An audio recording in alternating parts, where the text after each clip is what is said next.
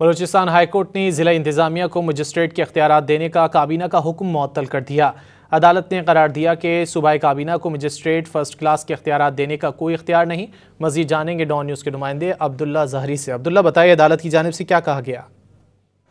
جی بالکل، Balochistan high court میں افتخار احمد نامی شخص کی درخواست پر chief justice Balochistan high court اور جسٹس سردار احمد علیمی نے درخواست کی سماعت کے دوران دلائل سننے کے بعد چیف جسٹس بلوچستان کابینہ کے فیصلے کو مسترد کرتے ہوئے حکم دیا کہ تاحکمستانی آئندہ سماعت تک بلوچستان کابینہ کا جو عدالتی اختیارات اسسٹنٹ کمشنر اور دیگر ضلعی انتظامیہ کو دینے کا فیصلہ ہے وہ معطل رہے گا، اور اس حوالے سے آئندہ سماعت کے بعد ہی مزید فیصلہ کیا جائے گا۔